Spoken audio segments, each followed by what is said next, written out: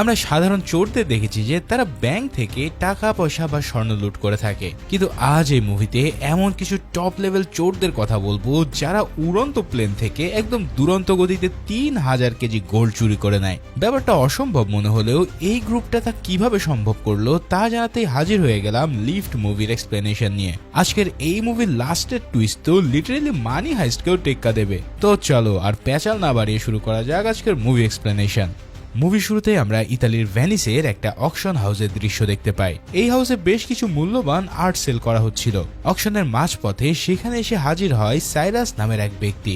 সাধারণ মানুষের বেশি থাকা এই সাইরাস কিন্তু একেবারে মামুলি আদমি নয়, সে এই পৃথিবীর সবচেয়ে বড় আর্ট থিফদের একজন, অর্থাৎ বিভিন্ন আর্ট গ্যালারি থেকে আর্ট চুরি করাই হলো তার পেশা।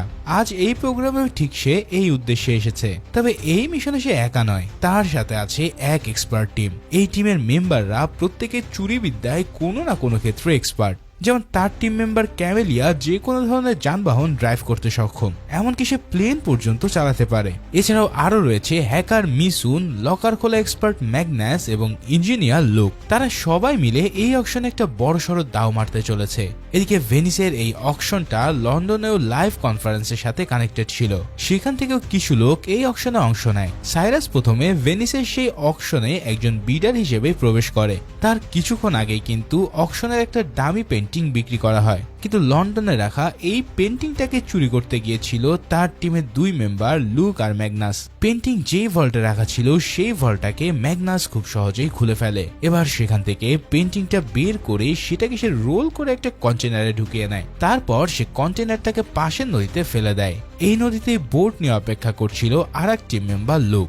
সে রিমোট কন্ট্রোলের সাহায্যে কন্টেনারটিকে নিজের কাছে নিয়ে আসে। এভাবেই তারা প্রায় $12 মিলিয়ন ভ্যান গোর একটা পেন্টিং চুরি করে ফেলে। কিন্তু সবচেয়ে বড় খেলাটা দেখাতে চলেছে সাইরাস নিজে। ভেনিসের সেই অকশনে হঠাৎ হাজির হয় পৃথিবীর সবচেয়ে ফেমাস ডিজিটাল আর্টিস্ট এন8 নামের এই ব্যক্তি একটা মাস্ক পরে এই অকশনে অংশ নিয়েছিল। এই দুনিয়ার কেউই তার আসল পরিচয় জানে না, কারণ সে একজন অ্যানোনিমাস আর্টিস্ট। তাই এখানে সে একটা মাস্ক পরেই হাজির হয়। এন8 আসার পরপরই সবার সামনে হাজির করা হয় তার তৈরি একটা এনএফটি মাস্ক। এই এনএফটি মাস্কে মূলত অসংখ্য ক্যামেরা দিয়ে তৈরি করা। এর মধ্যে থাকা এআই ক্যামেরাগুলো সহজে নিখুঁত ছবি তৈরি করতে পারে। এমনকি যার মুখে মাস্কটা লাগানো থাকবে তার কল্পনা অনুসারে ডিজিটাল আর্ট তৈরি করতে পারবে এই ডিভাইস। তো বুঝতেই পারছো যে এই এনএফটি অকশনের সবচেয়ে দামি জিনিস হতে চলেছে। এখন বিট শুরু হওয়ার পর অন্যান্য সবার সাথে সাইরাসও দাম হাঁকাতে থাকে। এমনকি সে $20 মিলিয়ন অকশন করে এই ডিভাইসটাকেও কিনে নেয়। এদিকে এত কিছুর মাঝেও পুরো সময়টায় কিন্তু তার দিকে নজর রাখছিল ইন্টারপোল অফিসার অ্যাবি বেশ কয়েকবার সাইরাসকে ধরতে গিয়ে ব্যর্থ হয়েছিল। সে জানতো যে সাইরাস এই অকশনটা কোনোভাবেই মিস করবে না, তাই আগে থেকেই সে পুরো জায়গাটিতে অনেকগুলো ক্যামেরা লাগিয়ে রাখে। এই ক্যামেরাগুলো দিয়ে সে সাইরাসের উপর নজর রাখতে শুরু করে। তাকে এনএফটি কিনতে দেখে সে বুঝে যায় যে সাইরাস মনে মনে কোনো একটা মাস্টার প্ল্যান করছে। ঠিক তার অনুমানটাই সত্য প্রমাণ হয় যখন সাইরাসের টিম মেম্বার মিনসুন একটা বাটন প্রেস করে। তার এই বাটন প্রেস করার সাথে সাথেই ছোট্ট একটা বিস্ফোরণের মতো শব্দ হয়, যার ফলে পুরো অকশন হাউসের লাইটগুলো বারবার জ্বলতে নিভতে শুরু করে। হাউসের ভিতরে থাকা অনেক অতিথি ভয় পেয়ে সেখান থেকে বের হওয়া শুরু করে। অন্যদিকে মিসুন এসে এন8কে বলে, আসুন স্যার, আমরা আপনাকে নিরাপদ জায়গায় পৌঁছে দিচ্ছি। কিন্তু সাইরাস এসে বলে সে তো এইমাত্র $20 মিলিয়ন দিয়ে তার এনএফটি মাস্কটা কিনলো, তাহলে এই ডিভাইসের এক্সেস কোডটাও তার এখনই লাগবে, কারণ এক্সেস কোড ছাড়া কেউই এই ডিভাইসটা চালাতে পারবে না। তো সাইরাস চালাকি করে কোড শেয়ার করার জন্য এন8কে নিজের ইয়টে আসতে বলে, কিন্তু তার কাছে আসলে কোনো ইয়টই ছিল না। সে এন8কে নিয়ে একটা বোটে গিয়ে ওঠে আর এই বোটটা চালাতে শুরু করে তার টিমের এক্সপার্ট ড্রাইভার ক্যামেলিয়া। অন্যদিকে লন্ডনে সেই পেন্টিং চুরি করার পর লুক আর ম্যাগনেসও পাগার পার হয়ে যায়। এদিকে অ্যাবি এসে দেখতে পায় যে অকশন রুম থেকে সাইরাস আর এন8 গায়েব। তখন সে বুঝতে পারে সাইরাস এনএফটির এক্সেস কোডের জন্য এন8কে ধরে নিয়ে গেছে। তখন সেও নিজেও একটা বোট নিয়ে নদীতে নেমে পড়ে। কিছু দূর বোট চালানোর পর সে সাইরাসদের প্রায় ধরেই ফেলেছিল, কিন্তু মিসুন তার স্মার্ট গ্লাস ব্যবহার করে তাদের মাঝখানে আরেকটা বোট নিয়ে আসে। মানে তার এই চশমাটা ছিল একটা হ্যাকিং ডিভাইস, কিন্তু অ্যাবি তবুও তার পিছু ছাড়ে না। শেষে মিসুন এবার নদীর মাঝে থাকা ওয়াটার ব্যারেজটিকেই হ্যাক করে নেয়। তারপর সে পুরো বাঁধটাকেই নদীর গভীর থেকে উপরে তুলে নিয়ে আসে। এতে করে তারা বের হয়ে গেলেও অ্যাবি সেখানে আটকা পড়ে।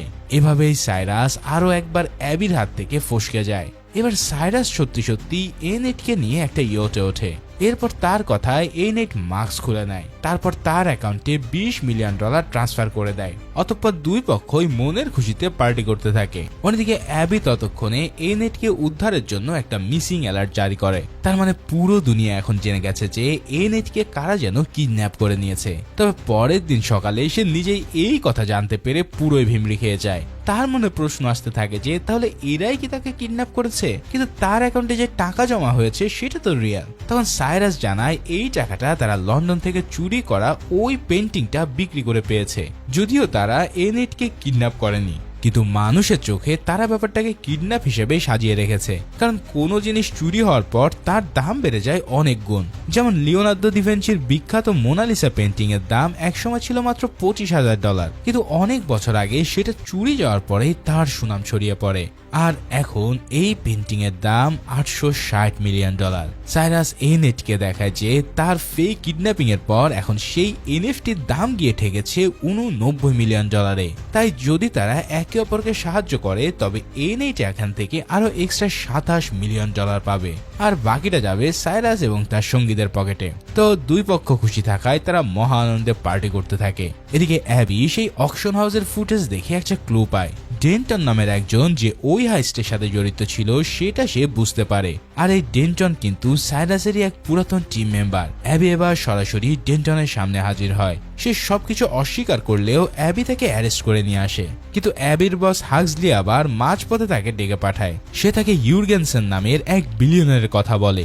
এই ইউরগেনসেন কিন্তু খুবই খতরনাক এক লোক। তার পেশা হলো পৃথিবীর বিভিন্ন জায়গায় নানা অ্যাক্সিডেন্ট ঘটিয়ে শেয়ার মার্কেটে ধস নামিয়ে দেওয়া। এভাবেই সেই স্টক ম্যানিপুলেশন করার সাহায্যে কোটি কোটি টাকা কামিয়ে নেয়। সোজা কথায় সে ব্রোকারদের কাছ থেকে শেয়ার ধারে নিয়ে বেশি দামে বাজারে বিক্রি করে, তারপর শেয়ারের দাম পড়ে গেলে কম দামে সেগুলোকে কিনে নিয়ে তা ব্রোকারকে ফেরত দেয়। এই ব্যাপারটাকে বলা হয় শর্ট সেলিং। যখন বিভিন্ন দুর্ঘটনার কারণে অনেক কোম্পানির শেয়ার ক্র্যাশ করে তখন এই শর্ট সেলাররাও যেন আকাশের চাঁদ হাতে পায়। আর এই লোকটাও ঠিক এমন এক পদ্ধতিতে আঙ্গুল ফুলে কলা গাছ হয়েছে। তবে এবার তো সে আস্ত একটা শহরকে লিটারালি বন্যায় ভাসিয়ে দিতে চলেছে। ইন্টারপোলের কাছে ইনফরমেশন আছে যে ইউরগেনসন লিবিয়াথন নামের এক হ্যাকার গ্রুপকে হায়ার করেছে এই কাজের জন্য। তাদের কাজ হবে ইউরোপের বিভিন্ন শহরের ওয়াটার সাপ্লাইগুলোকে ম্যালফাংশন করানো।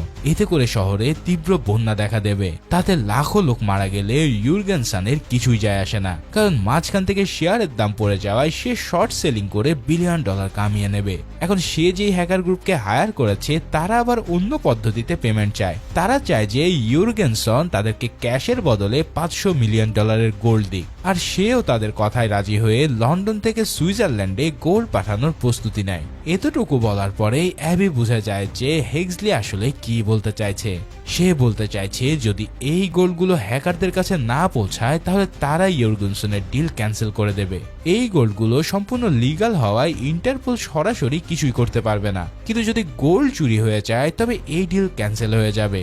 এখন হেক্সলি ঠিক কাকে দিয়ে চুরি করাতে চাইছে তা তো তোমরা নিশ্চয় ধরে ফেলেছো। হ্যাঁ, সে অ্যাবিকে ঠিক এর জন্যই ডেকেছে যাতে সাইরাসকে সে এই মিশনটা দেয়। অ্যাবি কিন্তু প্রথমে হেক্সলের কথায় রাজি হয় না, কিন্তু হাজারো মানুষের জীবন বাঁচানোর জন্য অবশেষে তাকে রাজি হতেই হয়। তো এবার সে সরাসরি সাইরাসের সামনে এসে হাজির হয়। সাইরাস কিন্তু তাকে দেখে মোটেও অবাক হয় না, কারণ এর আগেও অনেকবার অ্যাবি তার লোকেশন পেয়ে গিয়েছিল। এখানেই আমরা জানতে পারি যে তাদের মধ্যে একটা সময় ছোটখাটো রিলেশনশিপও ছিল, কিন্তু সেই সময় তারা কেউই কারো পরিচয় জানতো না। যখন অ্যাবি তাকে বলে লন্ডন থেকে যে পেন্টিং তারা চুরি করেছে তার প্রমাণ ইন্টারপোলের কাছে আছে, তাই যদি সাইরাস এই ডিলে রাজি না হয় তবে তার সাঙ্গপাঙ্গ সমেত তাকে জেলে যেতে হবে। আর যদি তারা কাজটা করে দেয় তবে তাদের নামে থাকা সমস্ত ক্রিমিনাল রেকর্ড ক্লিন করে দেওয়া হবে। সাইরাসও প্রথমে ইউরগেনসনের নাম শুনেই রাজি হতে চায়নি, কারণ এই লোকটা যে কতটা খতরনাক তা বাচ্চা বুড়োরাও জানে। তবে হাতে আর কোনো উপায় না থাকায় অবশেষে তাকে রাজি হতেই হয়। তবে সে শর্ত দেয় যে এই মিশনে অ্যাবিও যেন তার টিমের হয়ে কাজ করে। ইন্টারপোল যাতে কাজ শেষে বেঁকে না বসে তার জন্য মূলত এই ব্যবস্থা। তো সাইরাসের টিমও কিন্তু এই মিশনে প্রথমে যেতে রাজি হয়নি। সম্পূর্ণ ব্যাপারটাকে তারা ইন্টারপোলের একটা ট্র্যাপ ভাবতে থাকে। তবে অ্যাবি সবার ফিউচারের কথা বলে তাদের রাজি করায়। অতঃপর এই টিমে অ্যাবি আর ডেনটনও যোগ দেয়। এখন এই গোল্ড চুরি করার জন্য কিন্তু তাদেরকে প্রায় ইম্পসিবল একটা কাজ করতে হবে। ইউরগেনসন তার গোল্ডগুলোকে কোনো একটা প্রাইভেট জেটের বদলে একটা প্যাসেঞ্জার প্লেনে করে পাঠাবে, যার ফলে এয়ারপোর্ট থেকে গোল্ড চুরি করার কোনো সুযোগই থাকছে না। যা করার তাদেরকে মাঝ আকাশে করতে হবে। সবাই এটা নিয়ে চিন্তায় থাকলেও সাইরাস কিন্তু বেশ চিল মুডেই থাকে। তবে চিল করলে কি হবে, ইতিমধ্যে সে মাস্টার প্ল্যান নিয়ে ভাবতে শুরু করেছে। এদিকে পর্দায় এবার আমরা প্রথমবারের মতন ইউরগেনসনকে দেখতে পাই। সে যে কতটা খতরনাক তার একটা ছোট্ট নমুনা আমরা দেখতে পাই এক ফ্ল্যাশব্যাকে। তার সাথে পাঙ্গা নেওয়ার কারণে এক লোককে সে লিটারেলি কুকুরের খাবার হিসেবে সার্ভ করে। তার পক্ষ থেকে এই কাজ করে তার ডান হাত ডোনাল্ড। এদিকে পরের দিন সকালে অ্যাবি দেখেছে সাইরাস বেশ ফুরফুরা মেজাজে রয়েছে। তাদের মধ্যে আবারও পুরাতন সেই রোমান্টিক সময় নিয়ে কথা হয়। অ্যাবি জানায় তার ইন্টারপুলে জয়েন করার পিছনে আছে একটা ছোট্ট কাহিনী। ছোটবেলায় সে যে স্কুলে পড়তো তার মা ছিল সেই স্কুলেরই হেড টিচার, আর তাদের স্কুলে অনেক দামি একটা পেন্টিং ছিল। কিন্তু একদিন সেই পেন্টিংটা অফিস থেকে চুরি হয়ে যায়। এই ঘটনায় তার মা খুবই কষ্ট পেয়েছিল। সেদিন থেকেই সে আর্ট চোরদের ধরার জন্য মনে মনে একটা প্রতিজ্ঞা করে। আর বড় হয়ে তার ইন্টারপোলে যোগ দেওয়ার মেন কারণটাও হচ্ছে এটা। যাই হোক, তাদের কথাবার্তা শেষে সাইরাস এবার সবাইকে তার প্ল্যান বলতে শুরু করে। যেহেতু মাঝ আকাশে তাদেরকে কাজটা সারতে হবে, তাই এর জন্য লাগবে একটা প্রাইভেট জেট। এখন ঠিকঠাক সাইজের প্রাইভেট জেট খুঁজে পেতে তাদেরকে কিছুটা বেগ পেতে হয়। তবে শেষমেশ তারা একটা জেটকে সিলেক্ট করে। কিন্তু এই জেটের মালিক ছিল বিলিনিয়ার মোলসেন, আর তার কেনা পেন্টিংই কিন্তু তারা লন্ডন থেকে চুরি করেছিল। তো সাইরাস আর অ্যাবি এবার সরাসরি মোলসেনের সাথে দেখা করে। সাইরাস তাকে বলে যদি সে প্লেনটা ধার দেয় তাহলে তারা এনএফটি দিয়ে তার জন্য একটা এনএফটি তৈরি করবে, আর সেই এনএফটির মূল্য হবে কয়েক মিলিয়ন ডলার। তো অনেক চিন্তা ভাবনা করে মেলসন তাদের কথায় রাজি হয়ে যায়। তার এই প্রাইভেট জেটটা কিন্তু বেশ দামি আর লাক্সারিয়াস ছিল। সে তাদের কাছে সব ফিচারগুলোকেও শো অফ করতে থাকে। এই প্লেনের নিচে একটা বড় এলইডি স্ক্রিনও ছিল, যাতে রিমোট দিয়ে বিভিন্ন মেসেজ ডিসপ্লে করা যেত। তো যাই হোক, প্রাইভেট জেটের ব্যবস্থা তো হয়েই গেল। এবার তাদেরকে পরবর্তী স্টেপ নিয়ে ভাবতে হবে। যেই প্লেন থেকে তারা গোল্ড চুরি করবে সেটা পৃথিবীর সবচেয়ে বড় প্যাসেঞ্জার বিমান ইয়ারবাস 380।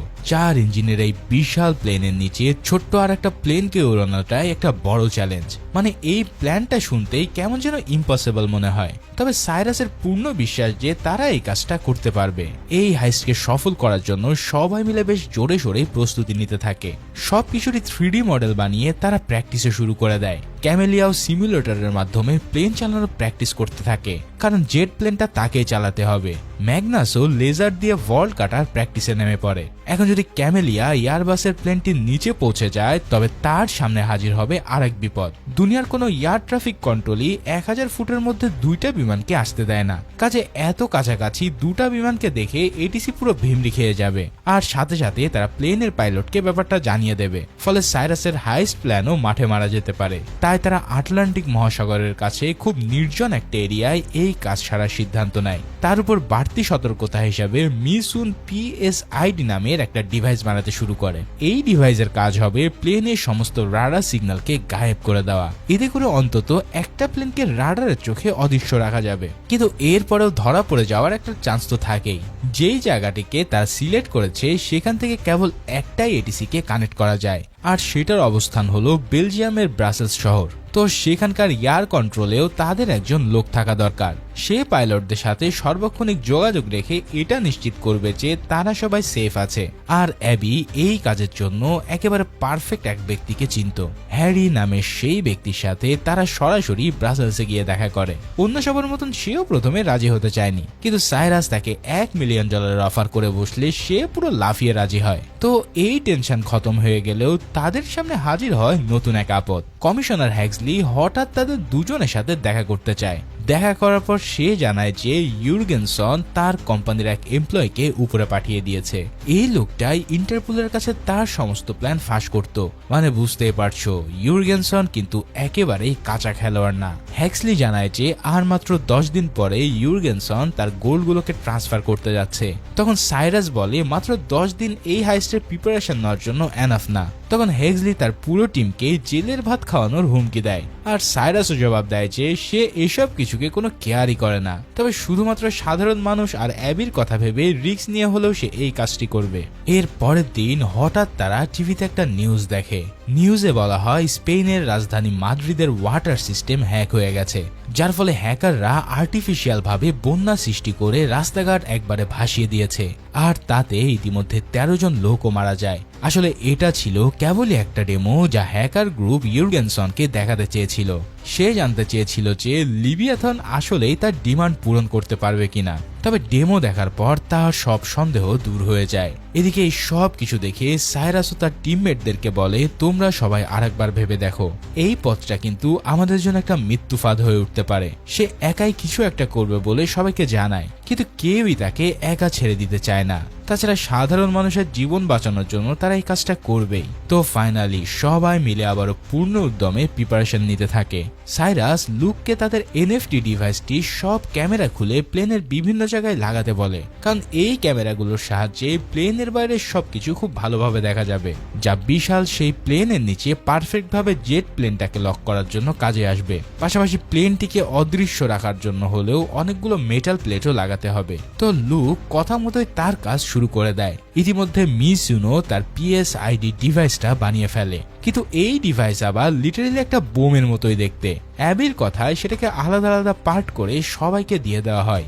এই পার্টগুলোকে তারা প্লেনের ভিতরে আবারও অ্যাসেম্বল করবে, যাতে রেডিও সিগন্যাল জ্যাম করা যায়। এভাবে সবকিছু ঠিকঠাক হয়ে যাওয়ার পর তারা হাইস্টের জন্য রেডি হয়। প্ল্যান মোতাবেক শুধুমাত্র ক্যামেলিয়া বাদে বাকি সবাই এয়ারবাসের প্লেনের টিকিটও কেটে নেয়, কারণ জেট প্লেনটাকে শুধুমাত্র ক্যামেলিয়ায় প্লেনের নিচে নিয়ে আসবে। আর তাদের প্ল্যান ছিল মাঝের কোনো এক এয়ারপোর্টে খারাপ আবহাওয়ার কথা বলে প্লেনটাকে ল্যান্ড করানো। এছাড়াও রাডার সিস্টেম থেকে প্লেন গায়েব থাকায় কেউ ব্যাপারটা টেরও পাবে না। অন্যদিকে এটিসি থেকে প্লেনটাকে গাইড করার জন্য তো হ্যারি আছেই, তো ইমার্জেন্সি ল্যান্ডিং করার সময় তারা যাবতীয় গোল্ড চুরি করে জেট নিয়ে পালাবে। এমনটাই ছিল তাদের প্ল্যান। যথারীতি হাইস্টের দিন সবাই টিকিট কেটে যাত্রী সেজে প্লেনে আলাদা আলাদা ক্লাসের সিটে বসে পড়ে। তাদের কয়েকজন ইকোনমি ক্লাসে এবং বাকিরা বিজনেস ক্লাসে টিকিট কেটেছিল। গোল্ডের ভল্টটি প্লেনের নিচের কার্গো কম্পার্টমেন্টে খুব হাই সিকিউরিটির মধ্যে রাখা আছে। অন্যদিকে ক্যামেলিয়াও জেট প্লেনটাকে নিয়ে ধীরে ধীরে এয়ারবাস প্লেনের দিকে রওনা হয়। এদিকে প্লেনে ওঠার পর সাইরাস জানতে পারে লুক তাদের সাথে আসেনি, কারণ শেষ মুহূর্তে ভয়ের চোটে সে হাইস্ট থেকে সরে গেছে। এখন লুকের কাছেও কিন্তু পিএসআইডি ডিভাইসের এন্টিনা বুস্টারটা ছিল। এখন তাকে ছাড়াও এই ডিভাইসটা কাজ করবে ঠিকই, কিন্তু বুস্টার না থাকায় সিগন্যাল জ্যাম করার জন্য ককপিটের খুব কাছে ডিভাইসটাকে ফিট করতে হবে। তখন অ্যাবি একাই এই কাজের দায়িত্ব নিজের ঘাড়ে তুলে নেয়। এদিকে মিসুন কিন্তু ইতিমধ্যে প্লেনের সব ক্যামেরাগুলো হ্যাক করে নিয়েছিল।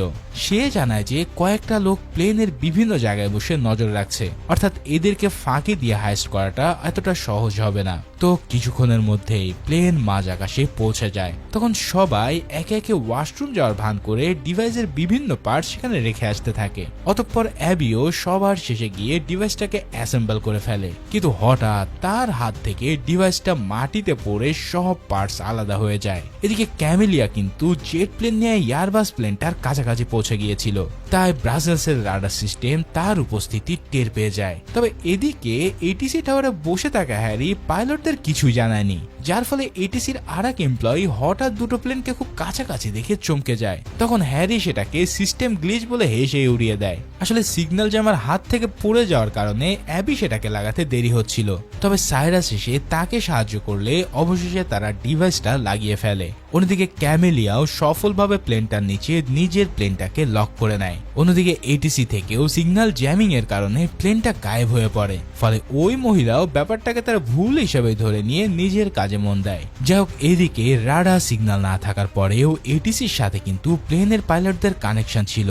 সেখান থেকে হ্যারি তাদেরকে জানায় জুরিক এয়ারপোর্ট এখন ল্যান্ডিং করার জন্য উপযুক্ত নয়, কারণ সেখানের আকাশের আবহাওয়া হঠাৎই খারাপ হয়ে গেছে। তাই প্ল্যান অনুসারে হ্যারি তাদের কাছের একটা ছোট্ট এয়ারপোর্টে ল্যান্ড করার আদেশ দেয়, আর পাইলটও তার কথা মেনে নিয়ে প্ল্যানটিকে ডাইভার্ট করে ফেলে। এদিকে সাইরাসের কথায় ক্যামেলিয়াও জেট নিয়ে প্লেনের নিচ থেকে সরে যায়। অন্যদিকে প্লেনের ভিতরে সাইরাস সবাইকে সিগন্যাল দেয় যে এখনই তাদের হাইস্ট করার সময়। তার কথায় ডেটন অসুস্থ হওয়ার ভান করে এয়ার হোস্টেসকে কাছে ডেকে নেয়। এই ফাঁকে সে একটা গ্যাসের ক্যানিস্টার ম্যাগনাসের হাতে তুলে দেয়। এই ক্যানিস্টারের সাহায্যে লেজার তৈরি করে ভল্ট কাটা হবে। তো ম্যাগনাস তার কাজ সারতে খুব সাবধানের সাথে কার্গো কম্পার্টমেন্টে ঢুকে পড়ে। অন্যদিকে মিসুনো প্লেনের ওয়াইফাই অফ করে দেয়। এর মধ্যে পাইলটরা হঠাৎ অ্যানাউন্স করে যে খারাপ আবহাওয়ার জন্য তারা কাছের একটা এয়ারপোর্টে ল্যান্ড করতে যাচ্ছে।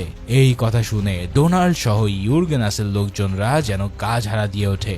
এরপর তারা ব্রিফকেস বের করে পিস্তল অ্যাসেম্বল করতে থাকে। তখনই সাইরাস বুঝতে পারে যে এবার হয়তো হাইস্ট হয়ে যাওয়ার ব্যাপারটা এরা টের পেয়ে গেছে। কিন্তু যদি এখনই তারা কার্গো কম্পার্টমেন্টে ঢুকে পড়ে তাহলে ম্যাগনাস তার কাজ সারতে পারবে না। এদিকে ইউরগেনসনের ডান হাত ডোনাল্ড সরাসরি পিস্তল হাতে ককপিটের দিকে এগিয়ে যায়। অর্থাৎ তারা প্লেনটাকে হাইজ্যাক করে সুইজারল্যান্ডের দিকে নিয়ে যেতে চাইছিল।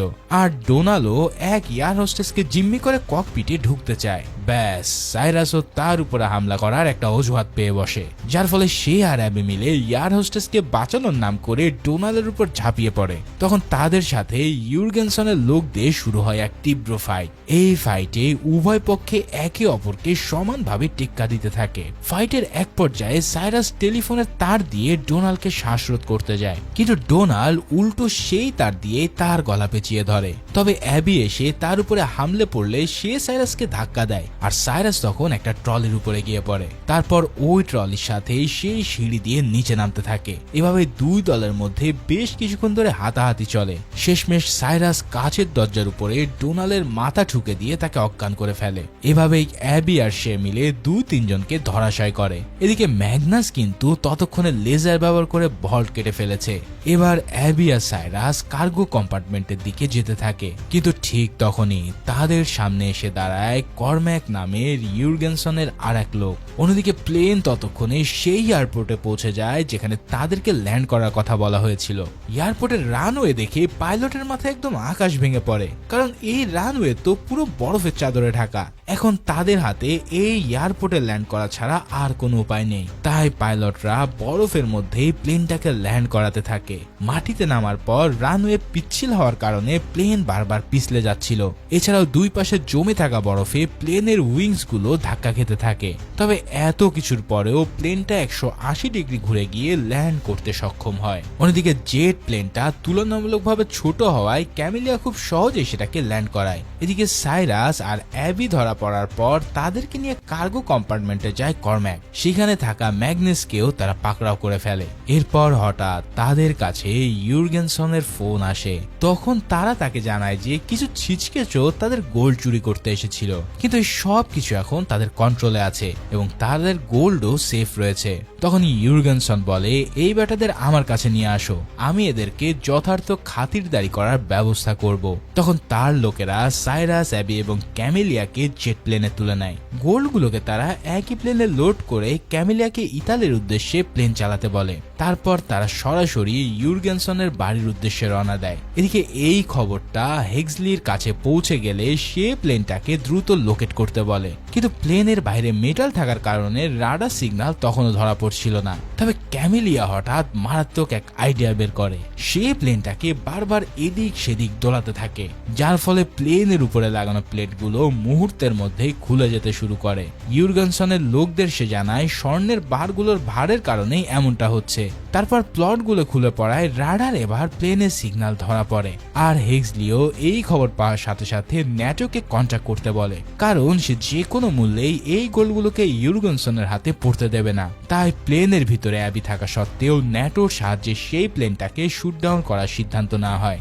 এর জন্য সে তাদেরকে বলে যে এই প্লেনে কিছু টেররিস্ট আছে, আর তাদের কাছে ইনফরমেশন পেয়ে তৎক্ষণাৎ ন্যাটোর 2 ফাইটার জেটও রওনা দেয়। সেই প্লেনগুলো কাছাকাছি গিয়ে তারা পাইলটকে আইডেন্টিটি কনফার্ম করতে বলে, কিন্তু ইউরগেনসনের লোকেরা ক্যামিলিয়াকে কোনোভাবেই কথা বলতে দেয় না। এদিকে এটিসি থেকে হ্যারি ন্যাটো অফিসারদেরকে জানায় যে এই প্লেনে সিভিলিয়ান রয়েছে। তখন সে অফিসার হেক্সলিকে কন্ট্যাক্ট করে, কিন্তু তবুও সে প্লেনটাকে শুট ডাউন করার সিদ্ধান্তে অটল থাকে। এবার তার কথায় ন্যাটো 67 সেকেন্ডের ওয়ার্নিং দিয়ে মিসাইল ফায়ার করার জন্য রেডি হয়, যার কারণে অবস্থা বেগতিক দেখে অ্যাবি আর সাইরাস ইউরগেনসনের লোকদের উপরে হামলে পড়ে। তখন তাদের মধ্যে আবারও এক ফাইটিং শুরু হয়। বেশ কিছুক্ষণ চলা এই ফাইটে অবশেষে প্লেনের দরজায় খুলে যায়। তখন সেই লোকগুলো প্লেন থেকে ছিটকে পড়তে থাকে। ততক্ষণে অ্যাবি রিমোট কন্ট্রোল নিয়ে প্লেনের এলইডি স্ক্রিনে লেখে যে এই প্লেনে সিভিলিয়ান আছে। তারপর অনেক কষ্টে তারা রিমোট দিয়ে দরজাটা বন্ধ করে, আর ক্যামেলিয়াও